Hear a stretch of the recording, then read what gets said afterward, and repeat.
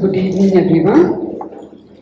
On behalf of INTACH Chennai chapter, I'm delighted to extend a warm welcome to Dr. Sudha Seshayyan, our respected speaker of the evening, and to each one of you in the audience for our second only in-person program after a hiatus of over 2 years due to the pandemic.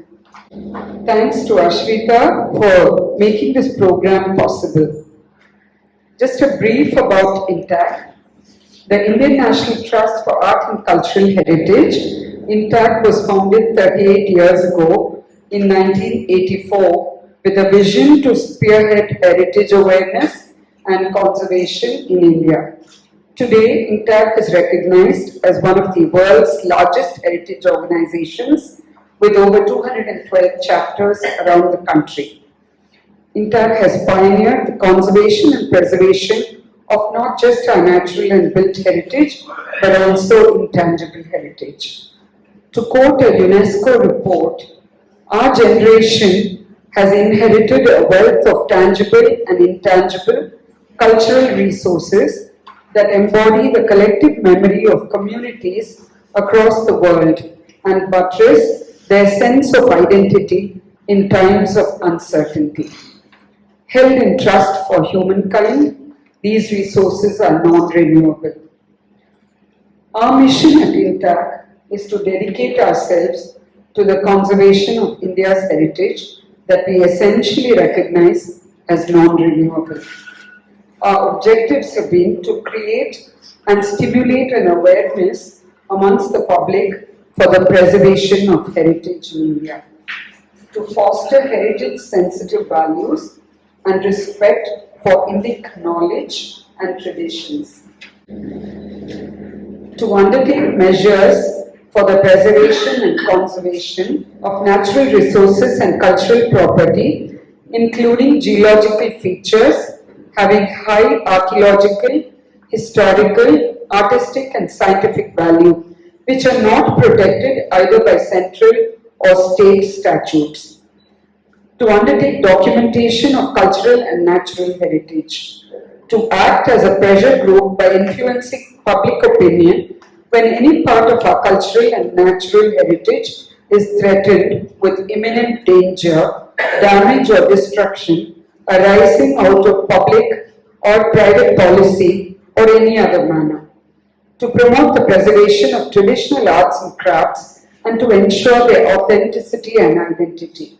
To act as a culture bank for providing technical and intellectual assistance towards the preservation of cultural and natural resources and heritage. Today, we bring focus on a fascinating aspect of our heritage, geodiversity and geoheritage.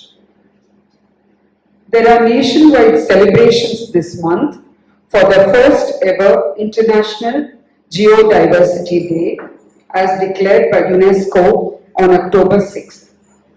Geodiversity is defined as the natural range of or diversity of earth forms, geological, rocks, minerals, fossils, geomorphological, landform processes, and soil features. It includes their assemblages, relationships, properties, interpretations, and systems.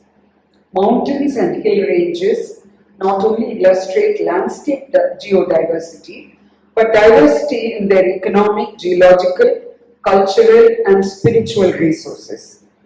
Geodiversity is the foundation of communities and an intrinsic part of humanity's relationship with nature. Geodiversity is the foundation of Mother Earth and a bedrock of national and cultural identity. What better way would there be for us in Chennai to celebrate geodiversity and geoheritage than to have Dr. Sudha Seshayyan lead us up to Thiruvannamalai, the hill of spiritual, religious and scientific significance, a hill which has attracted many a spiritual seeker like Seshadri, Swamigal and Ramana, Maharishi. To introduce Dr. Sudha Seshayyan is indeed an honor for me. But how do you even fathom all the achievements of a person who's a vast ocean of knowledge. To say that she is multifaceted, dynamic, and a personification of excellence in all that she undertakes is quite an understatement. Currently, member of the newly constituted National Medical Commission, she is Vice Chancellor, Tamil Nadu, Dr. MGR Medical University, Chennai. Dr. Sudha's array of activities in the medical field include academics, anatomy, authorship, publication, and administration. Prior to her being Vice Chancellor, she was Vice Principal, Madras Medical College, and Director and Professor, Institute of Anatomy. She has been recognized for her work and appointed International Advisory Member in the editorial boards of Gray's Anatomy and Atlas of Clinical Gross Anatomy. She is the editor of 3 volumes of Encyclopedia Britannica in Tamil, Britannica Thagaval Kalanjiyam, and a lexicographic dictionary, Kalechol Peragaradi. One is absolutely astonished how in the midst of such a demanding and grueling schedule of a busy career, she has continued her interest in spiritual and cultural arenas and has become an icon in this field. She is the author of 25 titles ranging from social to literary topics. Dr. Sudha is the recipient of Vachaspati Award 2022 for contribution to education and culture, Indian Icon Award 2020 for contribution to medical education, Sri Ratna 2016, Solin Selvar 2015, and the prestigious Kalaimamani 2005, among numerous other awards and accolades. She has delivered several professional endowment orations and lectures in India and other parts of the world. Dr. Sudha Seshayyan spoke on Zoom to our INTACH members during lockdown on Tamil poets. And today we are indeed honored, ma'am, that you will share your thoughts on the sacred hill of Thiruvannamalai. Over to you, ma'am. Geo-heritage, geodiversity, and to focus on Thiruvannamalai. Most of us are aware that Thiruvannamalai is famous for its Kartikai Deepam festival, and a very special temple, a huge temple. And of course, Thiruvannamalai is also associated, as rightly pointed out by Sujata, with several spiritual seekers, Seshadri Swamigal, Ramana Maharishi, Arunagirinathar, who hailed from Thiruvannamalai, and a host of others like Guru Namachivayar, Guhai Namachivayar, and so on. Thiruvannamalai has been described in the Arunachala Purana as a hill of flame in the Kritha yuga. We are aware that there are 4 yugas in cyclical terms. The first yuga is the Kritha yuga. This was supposed to have been a hill of flame in the Kritha yuga. And subsequently in the Tretha yuga, the Purana describes it was green in color. And later on, in the Dwapara yuga, it became a hill of copper. And in the Kali yuga, it would become a hill of rocks. And this hill of flame, why it became the hill of flame? Many of us are aware of the story, but before we go into the story, if we can have a look at the names, the list of names the list which is being attributed to Thiruvannamalai. It is called the Annamalai Hill, Sonachalam, Sonagiri, Sonadri, Arunagiri, Arunadri. All these almost related to it being the hill of flame in the first yuga. Analgiri, which again will mean the hill of flame. Aruna, Sona will all indicate the color, indicate the red hue. If it had been a hill of flame, it would have been red in color, and that is why it becomes Arunagiri and Sonagiri. Annamalai is a slightly different kind of a name. Annamalai in Tamil will mean a hill which cannot be accessed, or a hill to its proximity no one could go. Annugal is going closer or going proximal. Annamalai will mean it cannot be accessed at. And this relates to the story which we are all familiar with, the story where Vishnu and Brahma were fighting for supremacy. And somewhere suddenly they realized there was a huge column of fire between the two of them. And their measure for deciding supremacy changed. They were only fighting for supremacy. And when they saw a column of fire, they now decided they did not bother about as to what that column of fire was. They still wanted to decide who was supreme, and they took this column of fire as a measure. Whoever is able to find out one end of the column will be considered supreme. And that is what is the Adiyum Mudiyum Tedina Kada. One became a boar and one became a swan. Naturally, the boar will have to dig deeper and deeper and deeper. Vishnu became the boar, started digging deeper, trying to find out the bottom of the column of fire. The swan went up and up and up, trying to find out the top. Both were not successful. The boar came back and said, "I'm sorry, I'm not able to find out." The swan could not just like that accept defeat. Came down, but then by then it had found a companion, the Tarampu, and asked the Tarampu to give a kind of a false witness, and we know the rest of the story.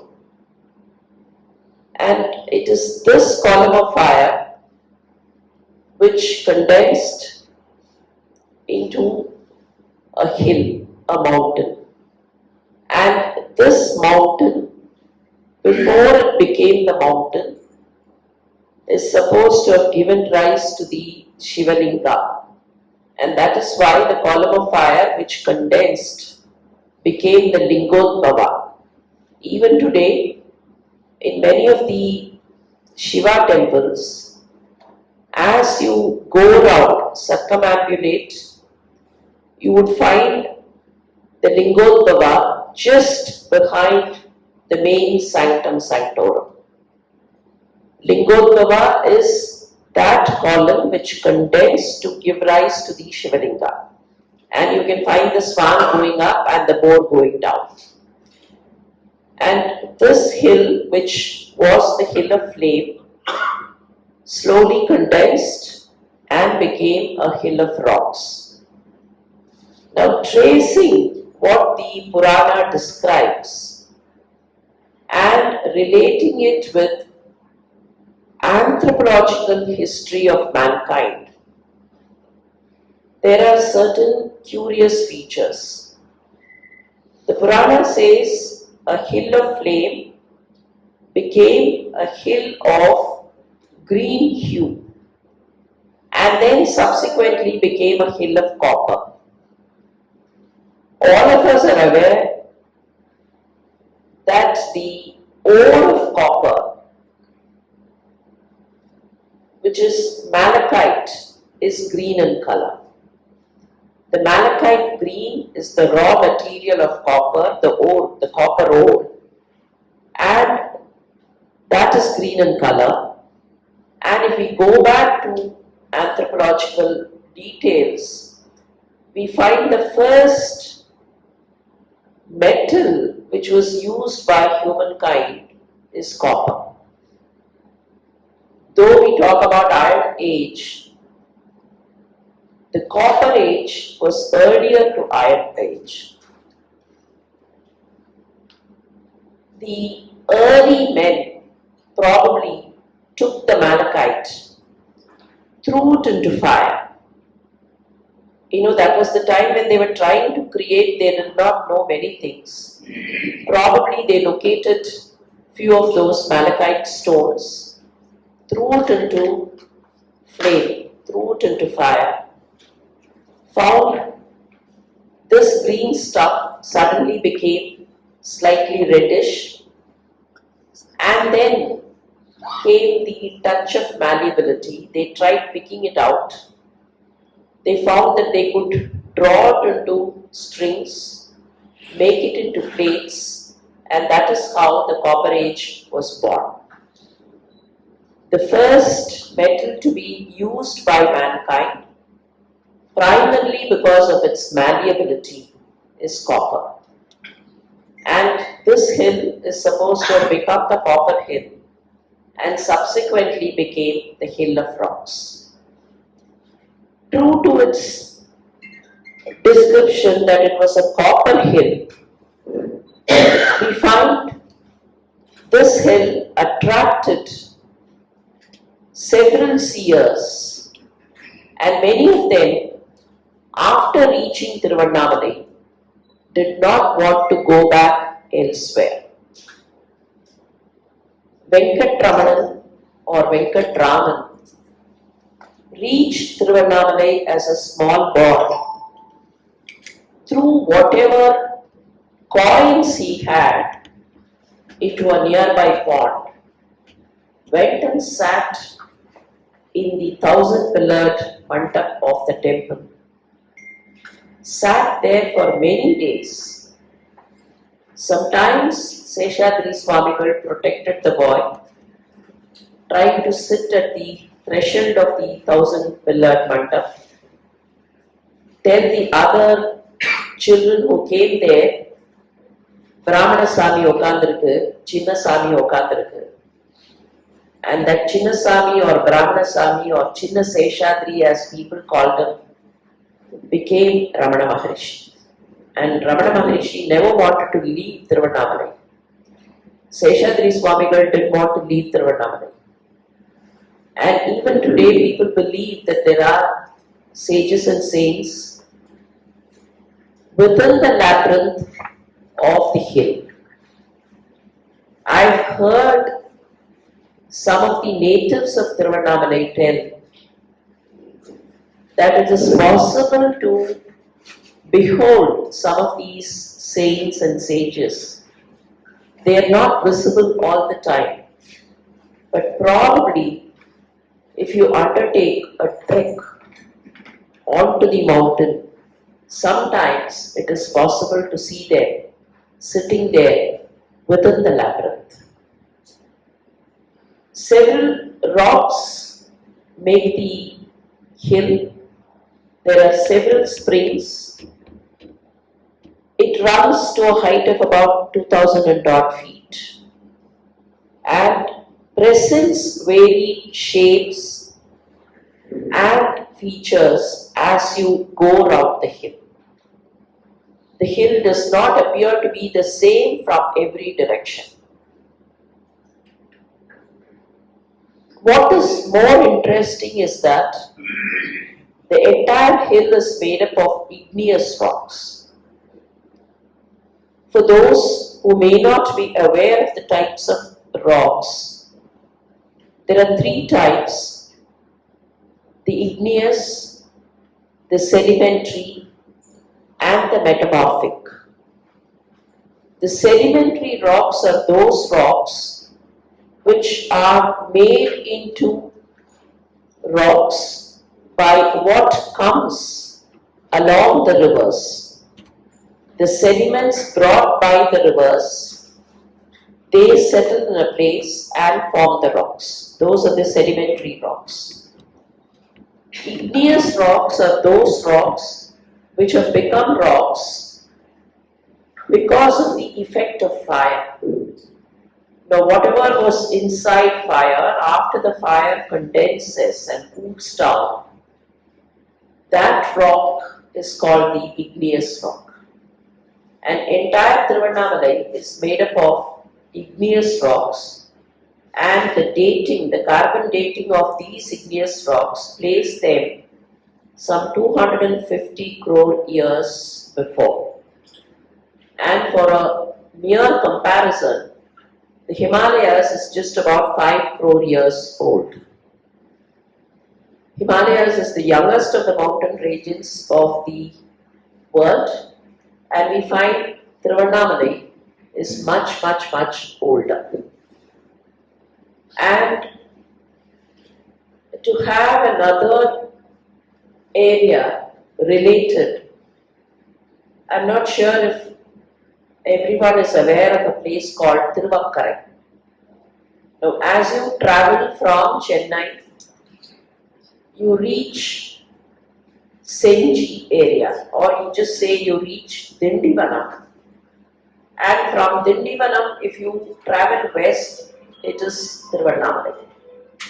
From Dindivanam, if you try travel towards east, little east of Dindivanam, you find Thiruvannamalai and the associated areas. What is interesting about Thiruvannamalai is Thiruvannamalai has lots of fossils underneath. And fossils could be present because of some relationship that this place should have had with fire. Whatever it got underneath, because of the temperature, had fossilized. And Thiruvannamalai and Thiruvannamalai are not miles apart. They are pretty close by, and the entire area should have been a very, very ancient belt of human habitation. And the temperature, the geomorphism, all that should have led to the fossilization in the Thiruvannamalai region. This is the Arunachala Purana reference that I was telling you about. And to go into the details of this hill, it is said Thiruvannamalai offers mukti on mere thought. Ninaika mukti tarum tala. You don't have to worship, you don't have to reach the place. Stay wherever you are. Think about Thiruvannamalai, Ninaika mukti tarum. And it is the hill of Tejas, or the sthala of Tejas, Teju Tala, Agni Sthala, amongst the Panchabhuta Sthalas. And this is the place where Almighty appeared as a column of fire. And this is also the place where the goddess acquired the left half of the god's form. We all know Ambikai is the Vamabhagatai. She has become the left half of the god. And this is supposed to have taken place at Thiruvannamalai. I'm not sure how many of you have noticed the Thiruvannamalai Deepam has a special relation to the Kartika star and not to the Paurnami day. Generally, we say on the Paurnami day of the Kartika month is the Deepam day. But if you look at it a little close, you will find the mentioning of Annamalai Deepam and Sarvalaya Deepam. The day when Annamalai Deepam is celebrated is usually the Sarvalaya Deepam day also. Sometimes there would be a dichotomy. Annamalai Deepam is celebrated when the Kartika star reigns over the day. It is the Kartika star day of the Kartika month.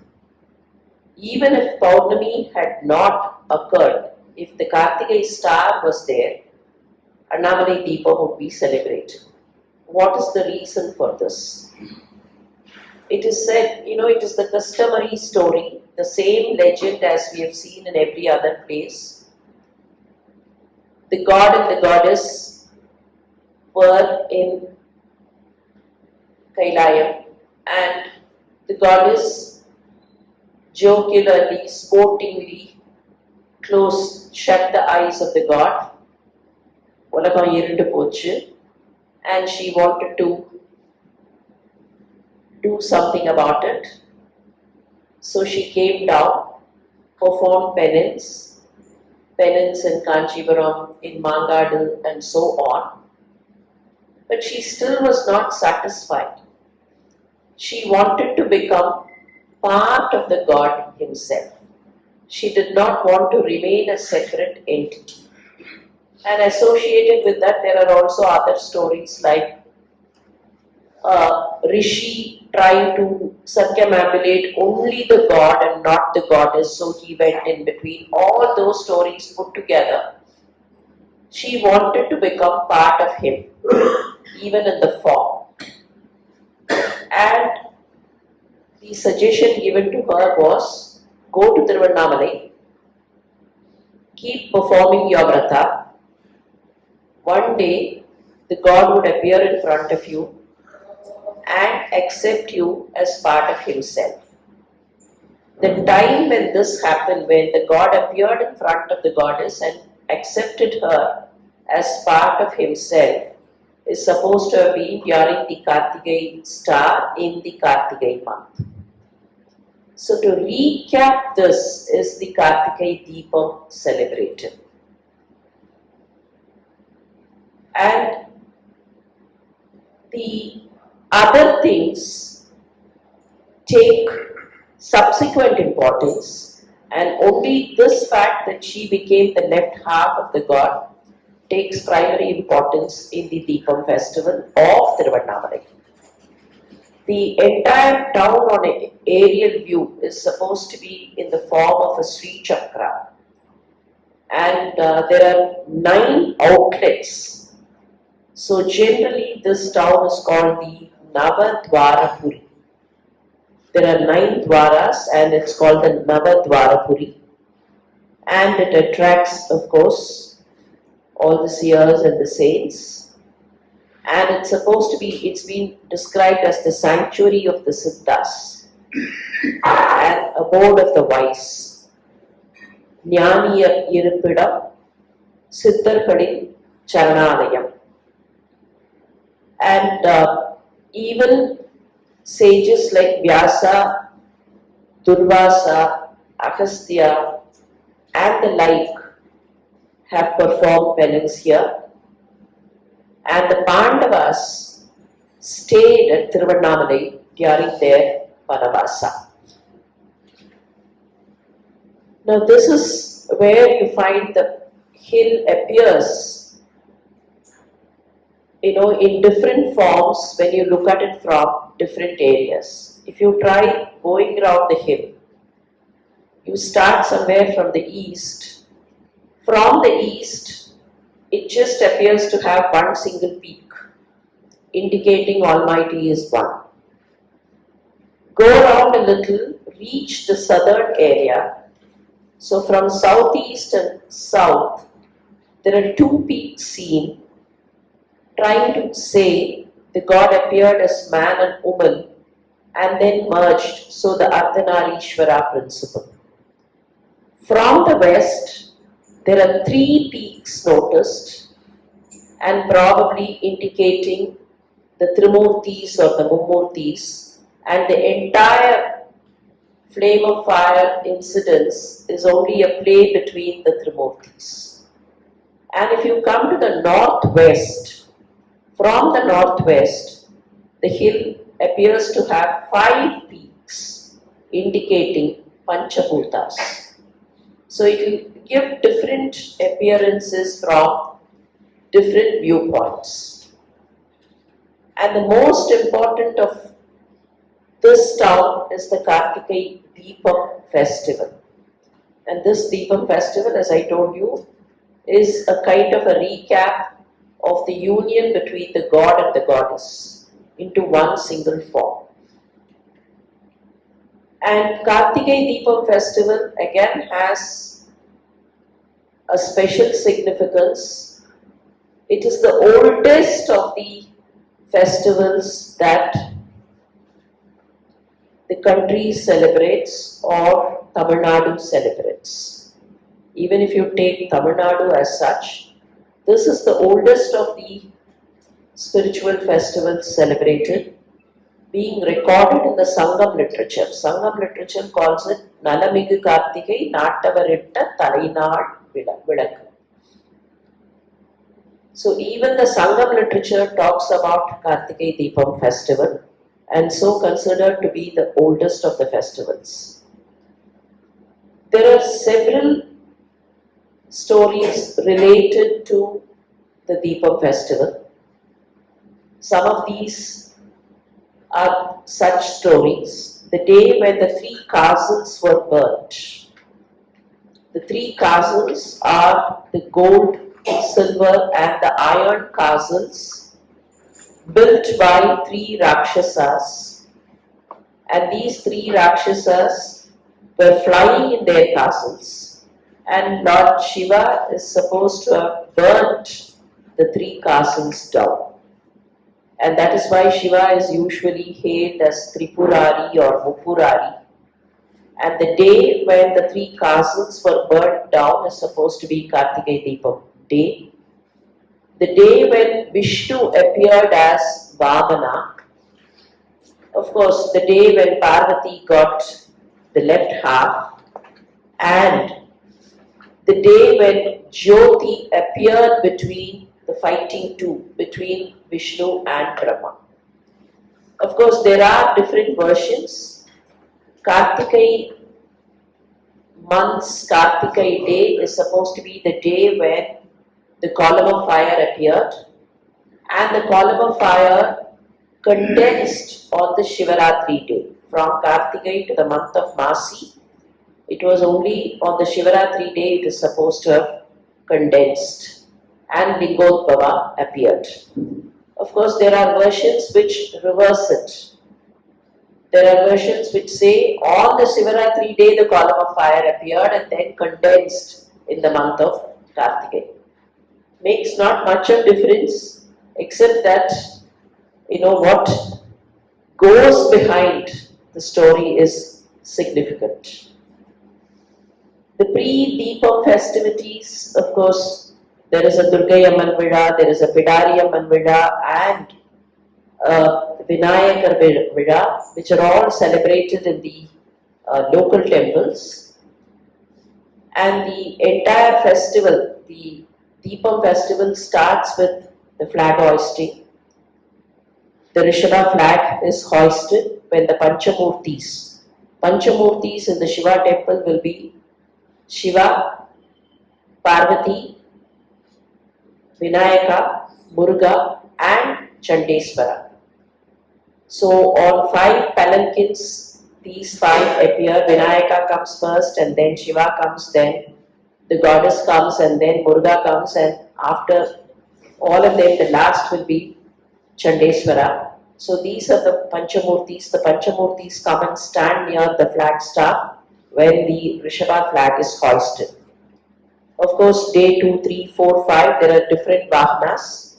and Chandrasekhara. Lord Chandrasekhara is taken around in these Vahanas. Day 6, 7, 8, 9, again. Day 7 is the Maharatham. That is when the chariot, Chandrasekhara appears on the chariot. The last day, day 10, is the Deepam day. And on the Deepam day, there is something called a Bharani Deepam, which is lit early in the morning. That is when the Bharani star will be raining. In the evening will be the Kartikeya star. In the wee hours, when the Bharani star is still there, the Bharani Deepam is lit. You can see there, this one is a camphor fire. This is camphor, and here you find lamps of ghee lamps being lit. So what is usually done is, the camphor is first lit, and from the camphor deepam, 5 ghee deepams are lit. These 5 ghee deepams are supposed to indicate the Panchabhutas, and these ghee deepams are taken to different shrines, and all the other lamps of all the other shrines are lit from these 5 ghee deepams. And that is the Bharani Deepam. Of course, following the Bharani Deepam, in the evening is the Kartikeya Deepam proper. The Panchamurtis on this day also, in the evening, the Panchamurtis reach the Dvajastambha, and those of you who have gone to the temple might have noticed just behind the Sanctum Sanctorum, exactly behind the Sanctum Sanctorum, is a Venugopal shrine. And near the Venugopal shrine is an Ardhanarishwara statue. This Ardhanarishwara is taken on a procession, not a very huge procession. Ardhanarishwara from the Venugopal shrine would start, brought around the inner prakara or the inner circumambulatory path. So as from the Venugopal shrine, if you imagine this is the sanctum, the Venugopal shrine behind, from there Ardhanarishwara is brought. As Ardhanarishwara reaches the Vaikuntha Vasal, this is one Shiva temple where there is a Vaikuntha Vasal or the Uttara Vasal. So from there as reach here, now this will be the northern path. The shrine is facing east, so this is the northern area. So from there, from the west, Ardhanarishwara comes. As he reaches the Vaikuntha Vasal is kept open that day. Once Ardhanarishwara comes there, there is some kind of a signaling to the people waiting on the hilltop. From there, the hilltop can be very easily seen. A signal is waved from the Vaikuntha Vasal, and people on the hilltop get ready. And once Ardhanarishwara reaches the main eastern corridor or the eastern entrance, the lamp in the temple is lit, the lamp on the hilltop is also lit. So the only indication is that Ardhanarishwara will have to arrive. And it's again very, very curious that Ardhanarishwara would get back to his original abode in the same speed. You would not even notice that Ardhanarishwara has gone back. Only one day of the 365 days, Ardhanarishwara comes out like that. Other days he does not, he is there. And he comes in such jiff, does this, and as he waves and goes back, the lamps are lit. And that is only to indicate the Ardhanarishwara concept, where the god and the goddess have unified into one form. And that is the recap of the Kartikai Deepam. And that is the Deepam on the hilltop. And you find the entire thing is lit. Of course, this is what is called the Annamalai Deepam. And following the Annamalai Deepam, everywhere else, Deepam is lit. And there is also a custom called Chokkapanai. Sometimes people call it Chokkapanai Ethardu. Now this Chokkapanai, Chokkan is the name for Shiva. Chokkan will only mean somebody who is very handsome. Chokkana romba azhagunu artham. So Chokkan is the name for Shiva. Chokkapanai. What they do is, on some tall structure, Panaina something which is tall, avladhan. That is why a tall tree is called the Panai Maram. On some tall structure, they lit lamps. And that lamp will be visible, that glow, that fire will be visible for quite a distance. And that is what is called Chokkapanai Ethardu. Immediately after the hill lamp is lit, Malai Deepam Ethi Konja Nerathula Chokkapanai will be lit all over. And this Malai Deepam is alive, kept alive for quite some days. And there is also a custom that only a particular community is given the rights of lighting the Malai Deepam. Not everyone, a particular community only can light this lamp. They will be waiting with the copperai. It's a huge copperai with kilos and kilos of ghee. They will be waiting, and they only will be responsible of lighting this Malai Deepam. I think that is in a gist about Thiruvannamalai. Thiruvannamalai, a very, very ancient hill. Romba Pazhaiya Malai.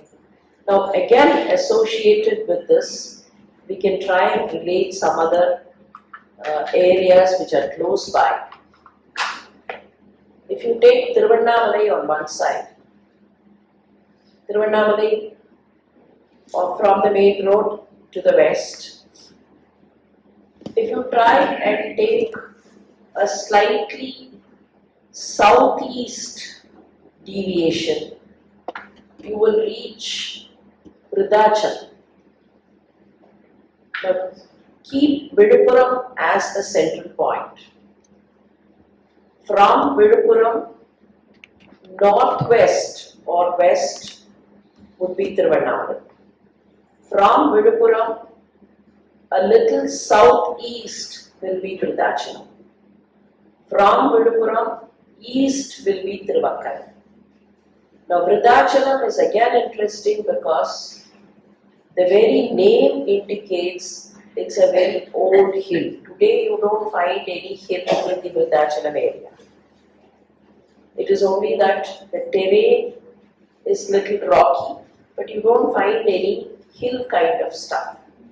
But if you go back to the literature and try and find out what is there in those names, Vriddha Achalam will mean old hill. And even the god is called Pazhamalai Nadar. It is Pazhamalai or Pazhayamalai, and the god is Pazhamalai Nadar. So all these have been areas, closer areas, which were once upon a time hilly, and maybe, as geological shifts occur, some places lost the hilly terrain and some places continue to have the hilly terrain. And the entire belt can be thought of, that entire stretch between Thiruvakkara and Thiruvannamalai could be the area where the ancient hills existed. So thank you very much, and if we can have some kind of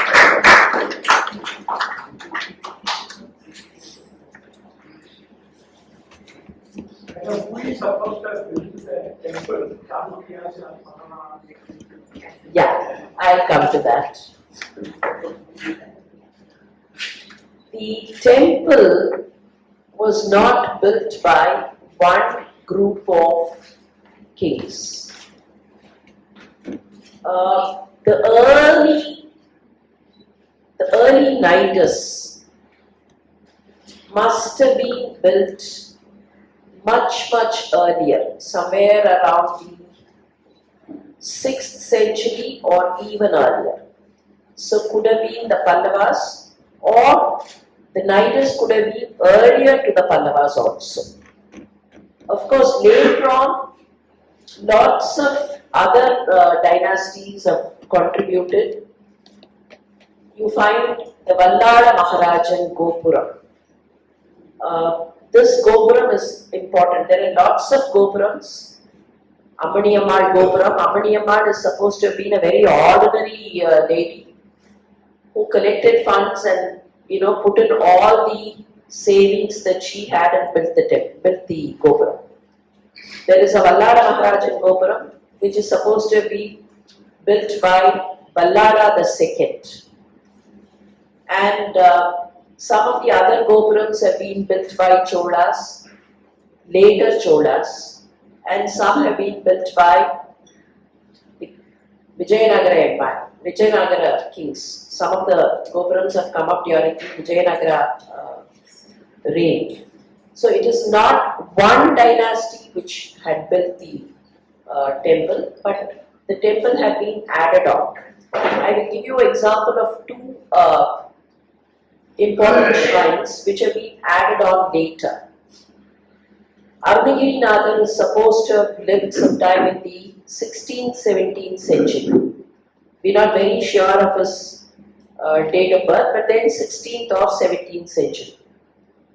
And Arunagirinathar is supposed to have climbed up on top of the Vallada Maharajan Gopuram and tried jumping from there. Right? He was stopped by Muruga.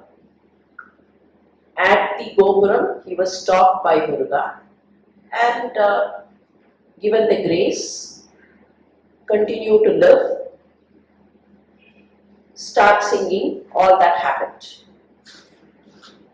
So in the Vallada Maharajan Gopuram area, you find a shrine called the Gopurathi Idayanar Sannidhi. Idayanar is the name given to Muruga because he is the younger one. The older one is Shiva, and Shiva's Amsa comes as Muruga, so Muruga is called Idayanar. Gopurathi Idayanar. Gopurathi Idayanar because he appeared on the Gopuram and gave his grace to Arunagirinathar.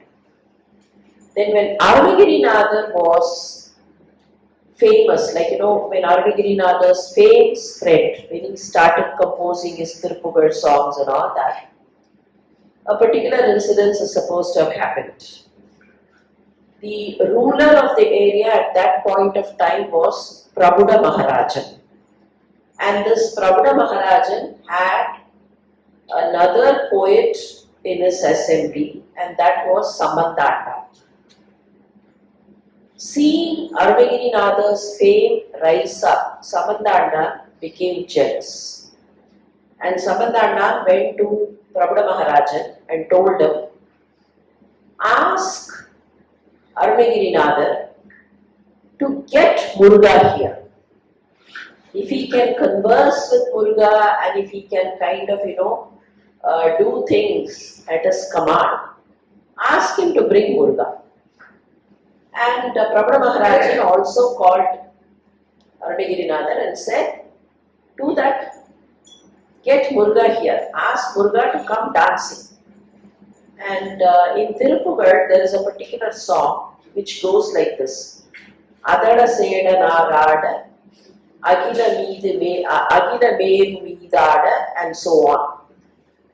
In a gist, the song will say, Kula irukra Adiseshan Ada, Adiseshan Adina udana Bhoomi Ada, Bhoomi mela irukra Meru Ada, Thirukailayathila Shivan Ada, Parvati Ada, சத்தியலோகத்துல Brahma ஆட, சரஸ்வதி ஆட, வனஜ மாமியார் ஆட, நெடிய மாமனார் ஆட.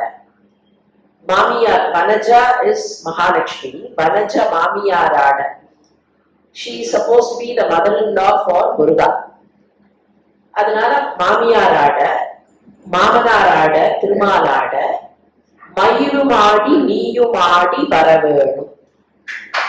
So when he says மயிலும் ஆடி நீயும் ஆடி வரவேணும், Muruga appeared on the mic, the peacock was dancing and Muruga also appeared dancing.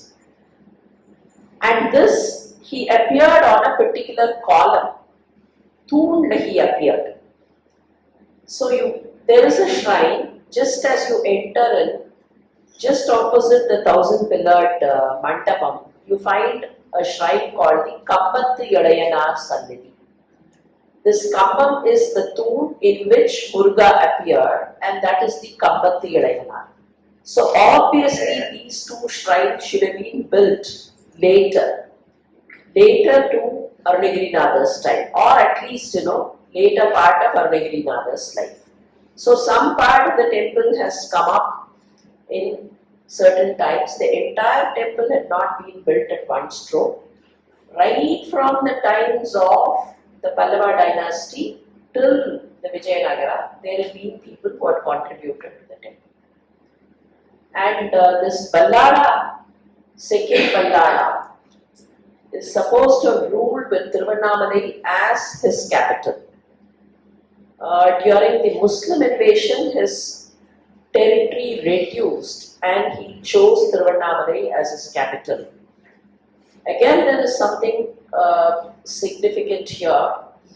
Ballada died issueless, and Arunachala is supposed to have given him a word that Arunachala himself would perform the last rites to the king. So even today, on the Masi Magam day, Arunachala goes to a place called Pallikonda. On the banks of Palaru, you have a small little town called Pallikonda. On the other side is Kudiyatham. Just after Vellore, if you travel from Vellore a little more southwest, you will reach a small town called Pallikonda. It's a very, very insignificant town, but it's called Pallikonda because that is where Ballada breathed his last. And Pallikonda is somebody laid to rest. So Pallikonda Pattu it is called. And Arunachala travels all the way from Thiruvannamalai to Pallikonda on the Masi Magam day to perform the Shraddha for Ballada Maharaj. So Ballada built one of the Gopurams. I have a question.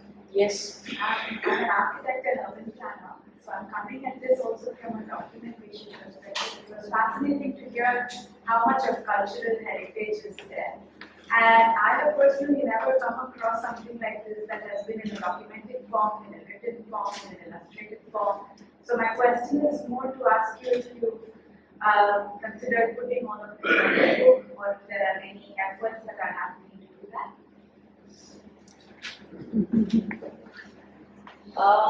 Thiruvannamalai is well documented, but I'm not too sure if that kind of a documentation is what you're trying to talk about. Lots of literature is available about Thiruvannamalai, but probably not from the architectural point, not from the way we think it should be documented. No. Something has to be done. And even from an urban planning point, I think heritage conservation is something that we don't usually account for planners. So having documentation is that first step. Yes. It is required, probably, until now, the approach that we've had is something different. Not the kind of approach that we think should be available. It's a temple, okay, fine. A temple is given respect and nothing is damaged and kept there. That is it. Not the way we would want it now. Professor, I have a question. We are talking about the 1,000 pillar mandapam. எதுக்கு அந்த ராஜா கட்டினார்? யார் கட்டினா? Iron-Kal Mandapam is supposed to have been built again by the Cholas and developed by the Ballada Maharaja. See, in general, many of these temples have Iron-Kal Mandapam. Iron-Kal Mandapam will be huge. When you have 1,000 pillars, naturally the mandapam becomes bigger and bigger. The reason why Iron-Kal Mandapams have been built in several temples is to have the festivities done there. Edavadhu oru periya festival na, that is where the god or the godhead is placed and people can assemble, huge crowds can assemble in Iron-Kal Mandapam. That is the concept of an Iron-Kal Mandapam everywhere. Even if you go to Chidambaram, there is an Iron-Kal Mandapam. And that is where on the Arudra day, Nataraja appears. Like, okay, Godhead அங்க இருந்தா நிறைய பேர் அந்த இடத்துல இருக்க முடியும். அதுதான் Iron-Kal Mandapam. இந்த Iron-Kal மண்டபத்துல கீழே வந்து போற மாதிரி ஒரு வழி இருக்கு. அந்த வழிதான் அந்த பாதாள லிங்கம் is where Ramana went and sat. So இப்போ அதை கொஞ்சம் ரெனோவேட் பண்ணி ஓகே ரமணர் உட்கார்ந்த இடம் அப்படிங்கிறதுனால அந்த பாதாள லிங்கம். பட் பாதாள லிங்கம்ங்கிறது ப்ரிசைஸ்லி எதுக்காக கட்டியிருந்தாங்க அப்பெல்லாம்னா, it is something like a space for meditation without disturbance from others. பாதாளத்துக்கு கீழே போய் உட்கார்ந்தாச்சுன்னு சொன்னா other people will not be disturbing and somebody can meditate without disturbance. Now such structures you can find in temples of the Pallava time. If you go to Kanchipuram, there is a temple dedicated to Kailasanatha. The Kailasanatha temple, if you just go around, you will find Dhyana Mandapams inside. Theriyadu, veliyila irundhu paatha theriyadu. It will be a little hidden. The reason is people can meditate without disturbance. Adukkaga dhaan andha maadhiri oru slightly hidden structure or structures which have a kind of a bend or padalam. Then it's only for according places where people can meditate without any disturbance. A bit more about the Ramanashram and the Ramana Maharishi. Ramanashram, Ramana Maharishi. Huge area to think about. Ramana Maharishi's quest. Basically Ramana Maharishi, ஒரே ஒரு question தான். His question was, நான் யார்? Who am I? அவ்வளவுதான். Just to it's a very vast area, probably where to start and where to end. But I'll give few things. There is one, supposed to have been one youngster who wanted to ask Ramana Maharishi something, like wanted to ask him to accept him as a disciple or something. And Ramana found that this man was not very focused. He was not keen on becoming a sannyasi or a disciple. It was that some kind of, he thought it was a fashion to become a disciple of Ramana or something like that. So this man went and said, "Na disciple na uga sishyar aagano, sishyar accept pannikka." And Ramana is supposed to smiled and said, "Excuse me, not been keeping well for the last 2 days, so that is why not even my voice was a little." The பையன் போய் And the disciple accepted. Ramana smiled and said, okay, what do you want to do? இல்லை நான் உங்களை மாதிரி ஆகணும். என்ன மாதிரி ஆகணுமா? ஆமா. ரைட். நான் வந்த வழியே போ. The answer was நான் வந்த வழியே போ. And this man thought, okay, நான் வந்த வழியே போ. So if I keep following wherever he goes, I will also become like Ramana. And he kind of, wherever Maharishi walked, he just kept following. எங்க போனாலும் அதே வழியில நான் வந்த வழியே போ, அவ்வளவுதானே, நடந்தா நான் வந்த வழியே போ. So 2-3 days this happened, and one day another disciple called him and asked, what are you doing? No, I want to become like him. And he said, நான் வந்த வழியே போ, so I am following his footsteps. At which that other disciple said, பகவான் உன்னை கூப்பிடுறார், கொஞ்சம் போ. So he went there. என்ன பண்ணின?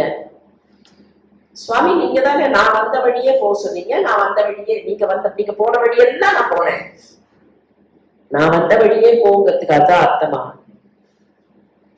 நீங்க வந்த வழியில நான் போனா உங்களை மாதிரியே நான் ஆயிடுவேன். Again Maharishi smiled and said, நான் வந்த வழியே போனா என்ன அர்த்தம் தெரியுமா உனக்கு? என்ன அர்த்தம்? நான் வந்த வழியே போ. இந்த நான்ங்கிற ஒரு எண்ணம் இருக்கு பாரு, அது எங்க ஆரம்பிச்சதுன்னு தேடி அந்த இடத்துக்கு போனேன்னா அந்த நான் போயிடும். அப்ப நீயும் என்ன மாதிரி ஆயிடலாம்.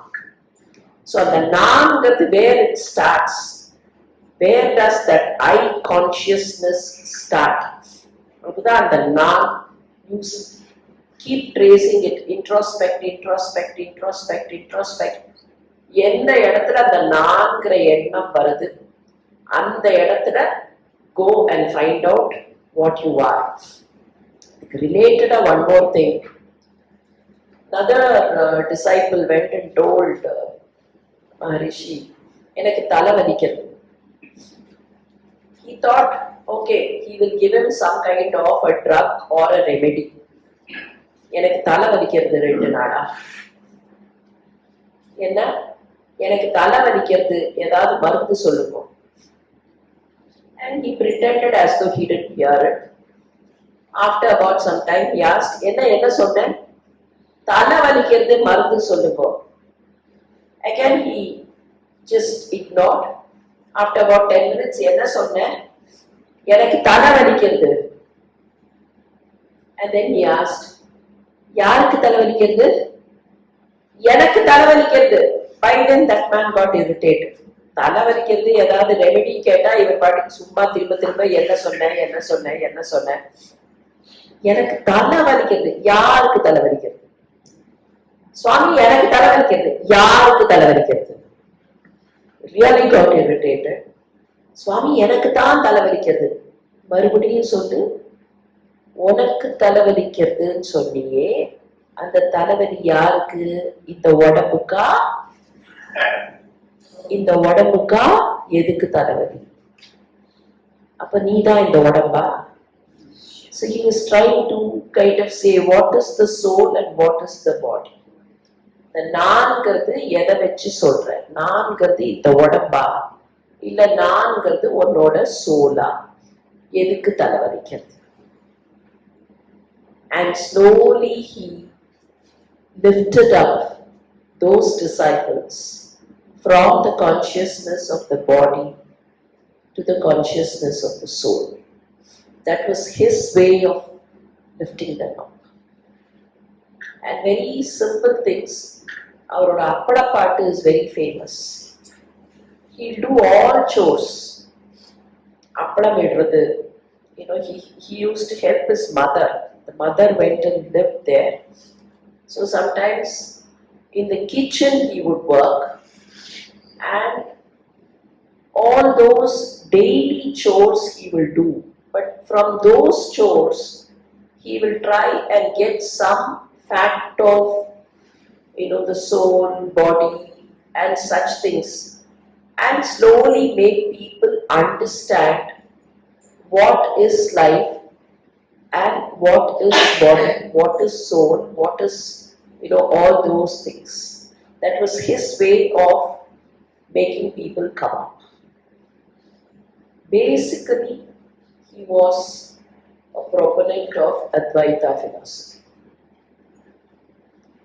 And of course, Ramana is a sanctuary for all those seekers, but then Thiruvannamalai has many of those ashrams. Seshadri Swamigal ashram, Ramana Yogi Ram Surat Kumar ashram, and so on. Basically, many of these ashrams offer space for those people who want to kind of, go into that experience, mystic experiences, and remain there. Seshadri Swamigal, our parent, there is an ashram, but it appears as though he never stuck to any place or he lived in any place. He was just, rolling in the mud. He would sleep somewhere on the road. He would be sitting somewhere under the tree. Whole night through he'll be somewhere else and just sleep on the road. That is all. But he was able to shower his grace on many others. So it is a different kind of a world. It appears that Thiruvannamalai attracted many of them, and many people never wanted to get out of that place. And I've had very close people who lived in Thiruvannamalai. I've had one of my own professors tell me, if you trek up the hill, you can see some of them still sitting there.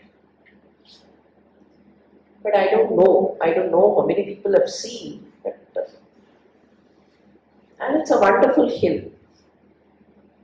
If you try going up, the experience is something beyond words.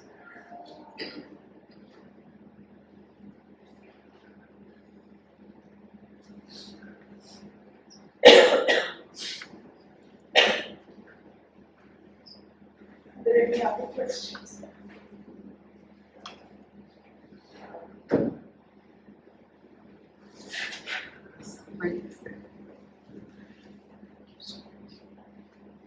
I'm truly privileged to be asked to propose a vote of thanks on an evening as divine as this one.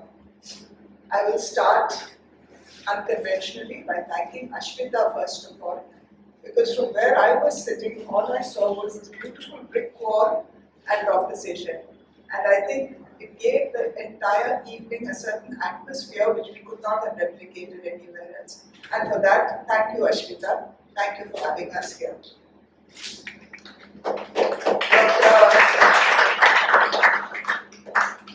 Dr. Sudha Seshayyan has been a favorite with many people that I know. And the number of topics that I myself have heard her speak on varies so vastly that if one were to draw a spectrum, I think it would be like that column of fire. We wouldn't know where it began and where it ended. It's pretty much like that. But today, I would personally like to thank her for taking me back to my childhood. Because as children, we were told, we knew what that meant. And someone will come and say, and then we always thought we was superior because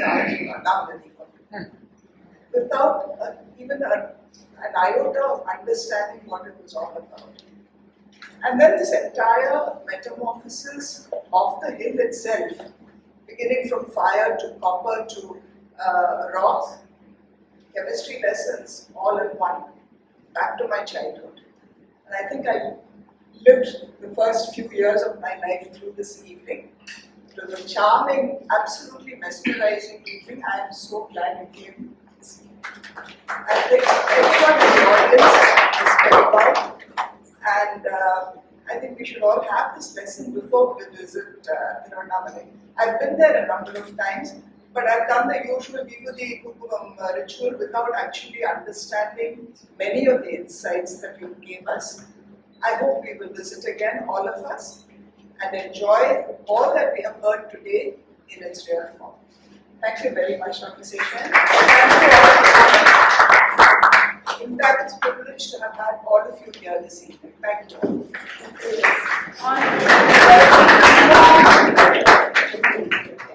One second.